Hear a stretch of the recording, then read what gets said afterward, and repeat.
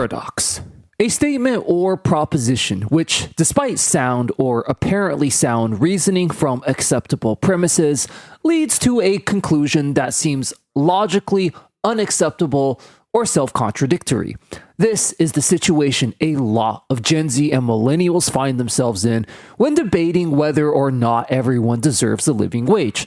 Now, personally, I'm a bit surprised about how fervently desperate some people are in trying to justify why we shouldn't pay people more. The most common excuse I hear is that these dogshit wages are justified because these are quote-unquote low-skilled jobs, which is a total lie perpetuated by corporate shills to justify their continued exploitation.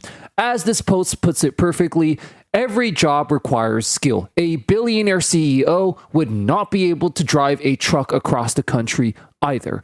But we've already talked about this in plenty of previous videos. There is a much deeper and more insidious problem with this logic that's become quite a paradoxical contradiction.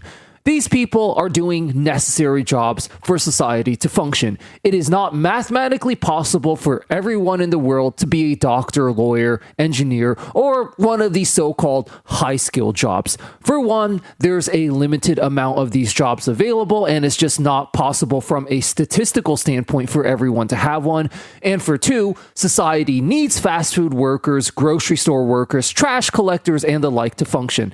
Everyone who tells you that these dogshit wages are justified because you should just get a better job either doesn't realize or is purposely lying to you about this. If every last person became a doctor, lawyer, or engineer, it wouldn't create some super high-class utopia. It would just mean we'd all have to hunt for our own food again if nobody worked at grocery stores. And this is why our modern society is such an entitled, hypocritical piece of shit. This society depends on quote-unquote low-skilled workers, and I use low-skilled in quotations for a reason, for its very survival. But at the same time, it wants to treat them and pay them like crap, constantly humiliating and disrespecting the very workers that it depends on for its survival. This is what I call the Humiliation Economy Paradox. I've said many times on this channel that Gen Z is right for not wanting to work, that if the world doesn't owe us anything, then we don't owe the world anything either. That includes our labor. And since employers these days are offering such dogshit wages and terrible working conditions, Gen Z should just avoid working and do literally anything else. I mean, start your own business, become an influencer, move abroad, collect welfare, whatever.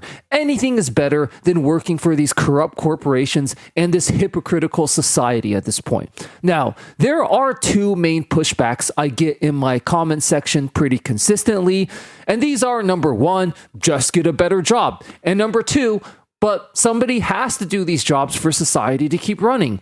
The problem and the paradox is that these two statements are directly, by definition, contradictory to each other, hence creating the paradox. Part 2, the zero-sum game. I was recently having a conversation with a friend who's still more of the blue-pilled variety. He told me that one of his friends started out working at McDonald's, and after a few years of really busting his ass, he worked his way up to the manager position, where he's now making a decent amount of money and isn't too unhappy with his job. He was using this as proof that hard work can still get you somewhere these days.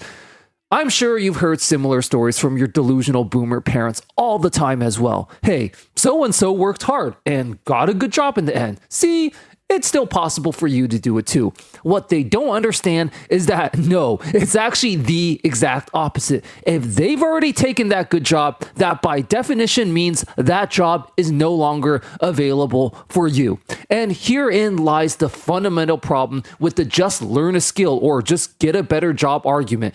It is a zero-sum game. Sure, it might work for you on an individual level if you're exceptionally lucky or talented, but it will never be a solution on a society-wide macro level. Going back to our McDonald's example here, let's say out of a group of 10 workers, there can only be one manager. If all 10 people are sold this lie that, hey, you can be manager too if you just work hard, what do you think would actually happen if they all just worked harder? Would 9 new manager positions magically open up and allow all 10 workers to now be managers? Obviously not. We all know what would really actually happen. If all 10 people decided to just work harder, 1 out of 10 would actually get to be manager, and the other 9 would just end up working harder for nothing at all. We've seen this exact scenario play out on a wider scale with college. As a millennial with boomer parents, my entire generation was told that if we just go to college and got a degree, we were essentially guaranteed a good job no matter what. What our boomer parents overlooked was the fact that a college degree guaranteed a good job back in their times, specifically because not everyone had one. If you push everyone to get a college degree, it's not going to magically open up millions of new good jobs. It's just going to make the competition for the existing jobs that much harder to get. Once again, getting a better job or learning a skill, as they call it, is a zero-sum game. It's something that sounds nice and inspiring, but it's not an actual economic solution on a macro societal level. And this leads me to my next point. Part 3, life is not a motivational speech. The delusional boomers and corporate shills who justify the constant humiliation and disrespect they treat quote-unquote low-skilled workers with by saying they should just work harder or learn a skill are a bunch of naive children who don't live in the real world. They live in a Disney movie or a YouTube motivational speech. Don't get me wrong, I'm not against self-improvement or leveling yourself up. If you are one of few lucky people who are lucky enough to have the opportunity to get a better job in this economy, you should absolutely take it. I'm not saying you shouldn't. What I am saying, though, is that just get a better job is an inspirational speech for a Disney movie and not an actual economic solution. I'm not against motivational speeches. We could all use a good old motivational speech from time to time to start our day. But let's just be honest about the fact that it is a motivational speech and not an actual economic solution. This is one reason I stopped watching red pill content. A motivational speech from Andrew Tate or Jordan Peterson might sound good and give you a temporary boost of morale until you realize literally 8 million people have watched this speech. And as good as this speech may sound when you listen to it, it is not going to magically create 8 million new jobs for everyone who listens to it, no matter how motivated they might get or how hard they might work after watching said video. Part 4, society's hypocrisy. So now that we've established that it is mathematically and statistically impossible for everyone to just get a better job, let's talk about how it's impossible from a practical standpoint. You see, this hypocritical society has created a humiliation economy where they look down on, treat, and pay low-skilled workers, and again, I use low-skilled in very loose quotes here, like crap. At the same time, however, this society depends on the very people it looks down upon for its very survival.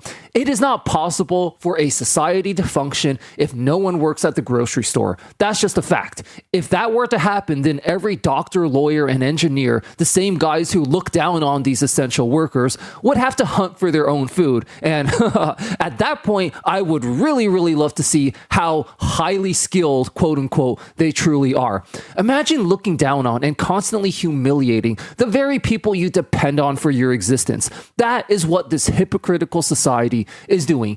And this is why I've just said young people today are well within their right to just refuse to work and let this society collapse. We're always being told that society doesn't owe us anything and we're not entitled to anything. But if that's the case, then this goes both ways. We don't owe society jack shit either. And society isn't entitled to anything from us either. And this includes our work and our labor. And especially since this society needs these workers to exist, it's time for this society to either put up or shut up. Whenever I point this out, these same delusional boomers and corporate shills who say that you should just get a better job suddenly change their tune and get on their knees begging for people to take these low-skill jobs again. But someone has to do these jobs for society to survive. Well, then the society better figure out a solution to provide them with a decent livable wage and stop blatantly disrespecting the very people it depends on for its survival. And no, just get a better job is not an actual economic solution. It is a stupid motivational speech for a little kid's Disney movie. It is a zero-sum game.